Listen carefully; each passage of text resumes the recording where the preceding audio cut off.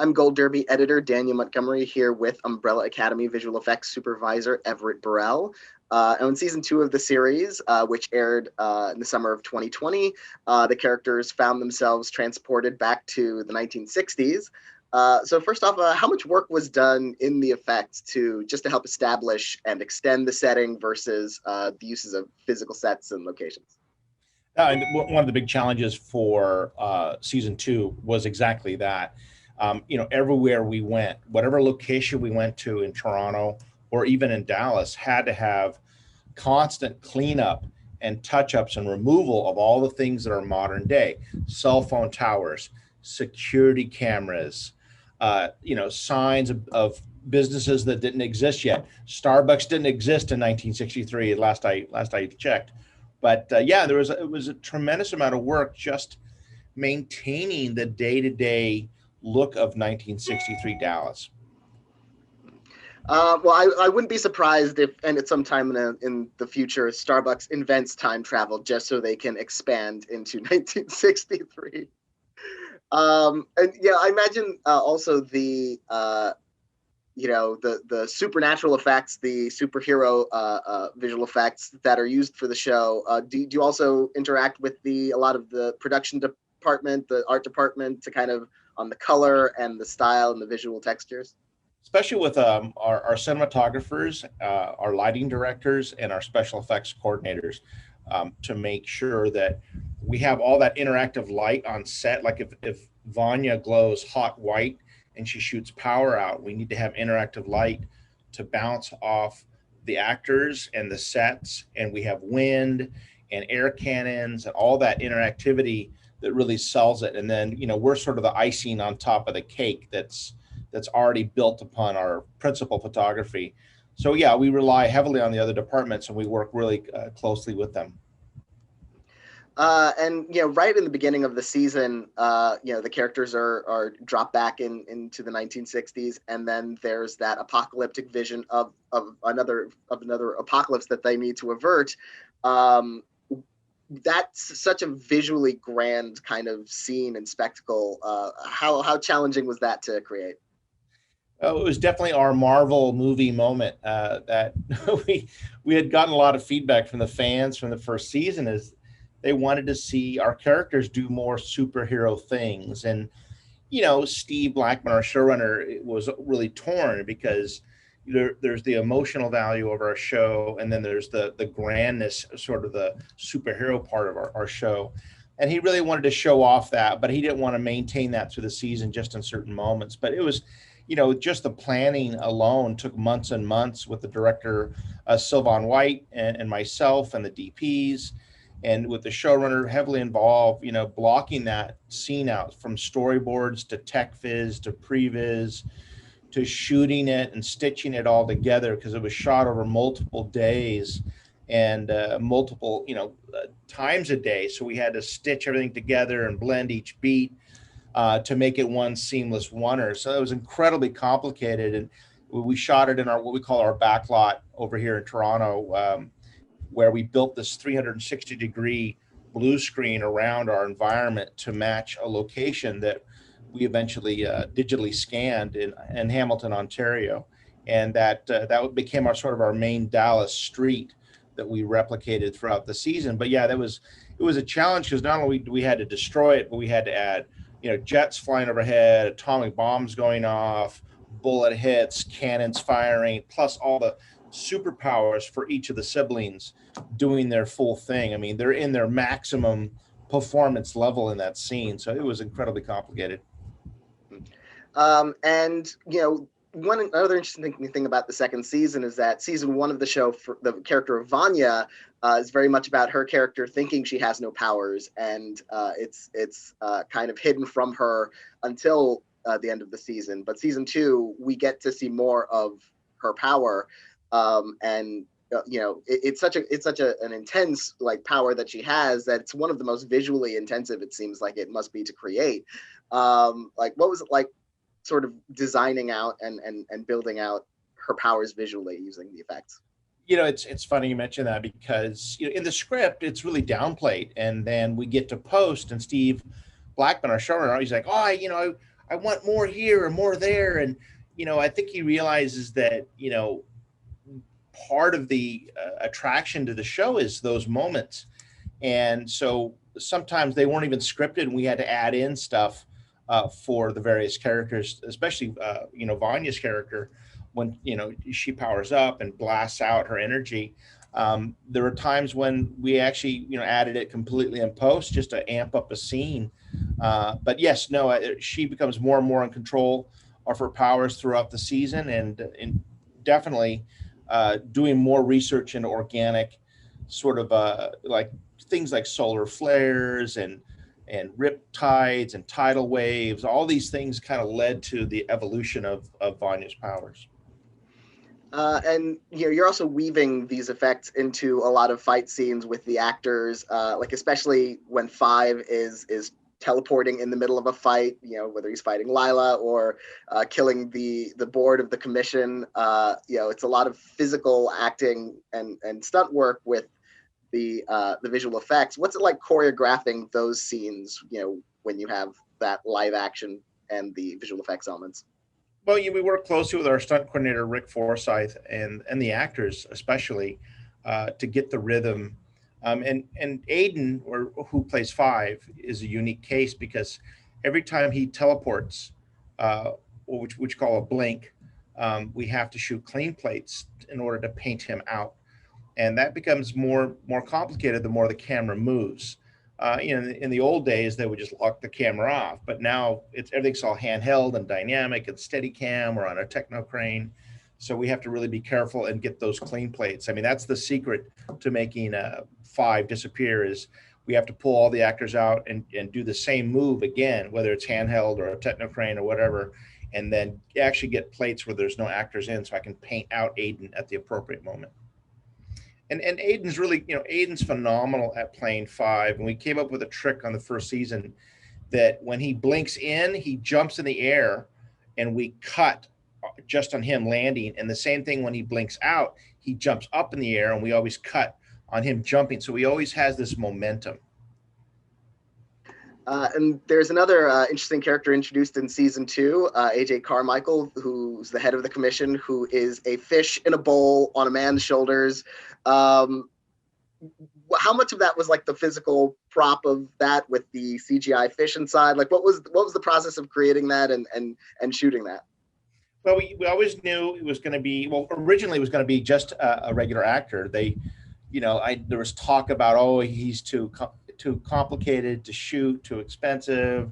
And I had a long talk with Steve Blackman. I said, that's so much a part of our show, is the weird, quirky characters. And AJ is one of those characters. And I really lobbied hard to keep him in the show as a visual effect character. So we cast a local actor, and then we built the bottom of the dome as a practical thing that the actor wore, so his face stuck above it with tracking marks on his face. And we shot the actor here, and he was fantastic. And then we basically had to match move the dome and animate the fish, and Weta Digital, who did an amazing job on AJ. I can't praise them enough. But ultimately, the voice that we had on set wasn't, I guess, villain enough for Mr. Blackman. So we dubbed it with an English accent, because he thought, like a Bond villain kind of thing. And we thought that was kind of fun. But yeah, it was a lot of work went into AJ and building that fish and building the dome and the reflections and the refraction, the bubbles in the water. It was incredibly complicated. One of the most complicated things I've ever done. And you also have young Pogo in season 2, who we get to meet after having met the adult version in season 1. How is it different creating the younger version compared to the adult? It was fun. We had to kind of work backwards, obviously, to make him, the sort of young, cute little monkey. But we looked at a lot of the reference. NASA had a chimpanzee sort of astronaut program in the 60s, and we based a lot of it on that reference. The suit he wears, the capsule he's in, the things that he's doing. We really tried to stay faithful to the period. We took a few liberties, but yeah, that was a lot of fun. I love doing that character. But right as we were developing him, sort of like creating him and developing the look, the Mandalorian came out, and Baby Yoda sort of like stole our baby Pogo thunder, so to speak. I remember us trying to make the eyes really big because Steve wanted to be cuter than Baby Yoda. I'm like, no, let's. I think now he's starting to look a little silly, so we brought him back down to reality. But we did give him a little extra cuteness just because of Baby Yoda. And as the season progresses, of course, the action ramps up, especially when you have Vanya in the FBI building being interrogated and tortured. And there's the scene of the FBI building collapsing that Diego sees that could have, that's a potential future. And then the team in the hallway just trying to get to her, and this is like this wind rushing back against them. Like, what were the thoughts that went into creating that, just conceptually and executing it? Well, the big one, when Vanya is being interrogated by the FBI, they give her LSD, I guess, which was sort of a common thing back then, to make her, kind of confess and talk. And because of that, it triggers her powers, and she just goes crazy, and her shockwaves decimate that whole floor that she's on, and sticks most of the FBI agents to the ceiling, and wipes out quite a few people in that process. And then, shooting it practically, we built a great FBI hallway set. We had every department in there. We had stunts, we had special effects, we had lighting, we had wind, we had smoke and intense bright lights. And then we had to enhance all that with these continual shock waves using fluid dynamics and simulations to give this great stuff. We scan every set and location digitally, so I have a really good copy of what the actual set is, so all of our effects can interact with every nook and cranny on the set. And towards the end of that scene, when it's Ben who eventually goes, enters Vanya's mind to kind of save her, and then Ben himself disintegrates. That's both a beautiful effect and an emotional effect. What's that one like to create and to think in terms of the emotions as well as the visual? Well, it was Steve always kind of thought of it sort of as fireflies, that he sort of breaks apart in these little glowy embers.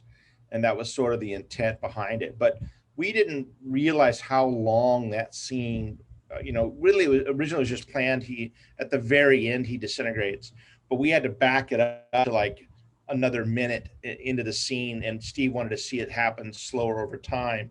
So, it was complicated, and that's why we always shoot visual effects stuff with that in mind. We don't know how in post it's going to play out. So we always kind of cover our butts and shoot tons of reference and clean plates and really have all that data in hand because, the script is not always the way it's going to end up in post. So you really have to think on your feet and be prepared for the worst case scenario at all times because, a little scene in the script might turn into be a huge scene in the editorial process.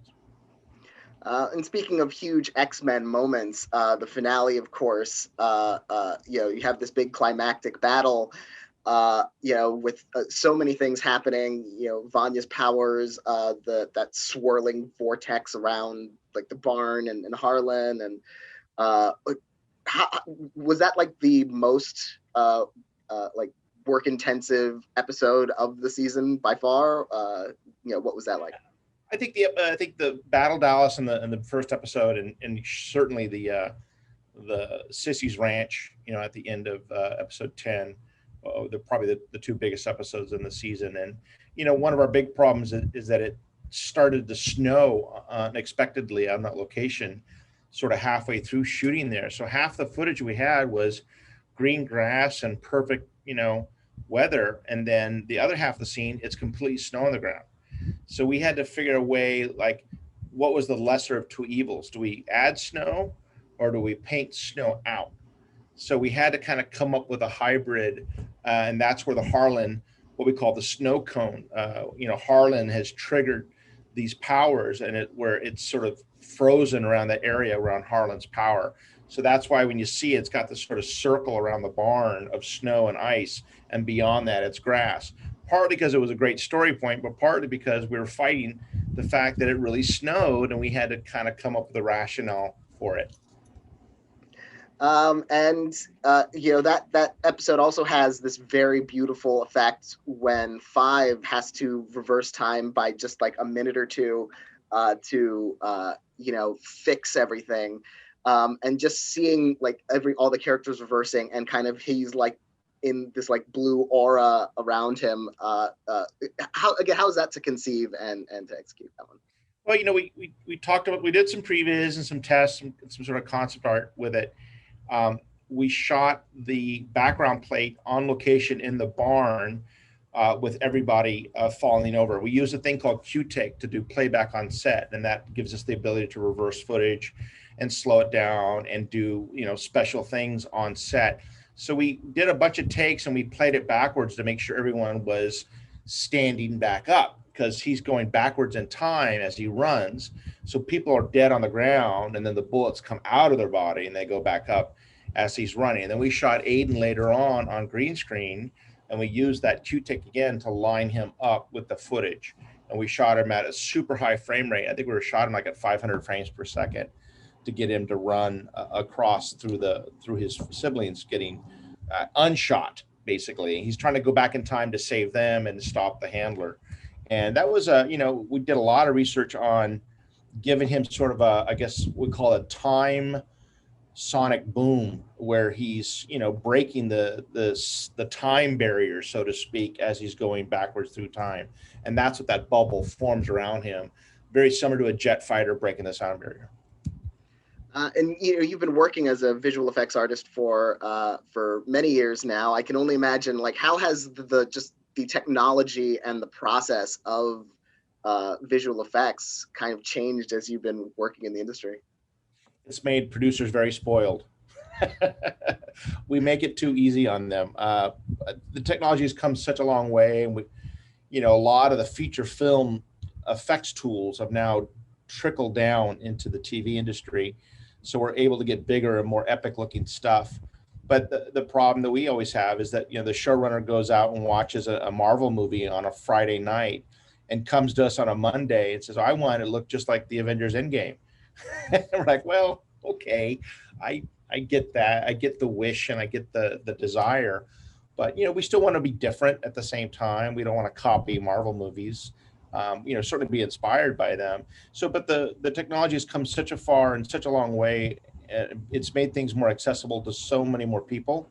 It's actually really exciting, but the new tools that are coming are even more exciting. So every season we have to top ourselves by utilizing the newest and best tools that we can get a hold of. Well, I want to congratulate you on your work on the show on seasons 1 and 2, and season 3 coming up soon. I'm very much looking forward to. That's the schedule right behind me.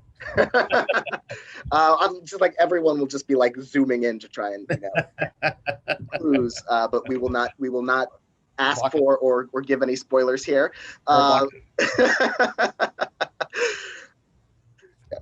Yeah, so thank you so much. Best of luck on everything you got coming up, and thank you so much for talking to me today. Anytime. Bye-bye.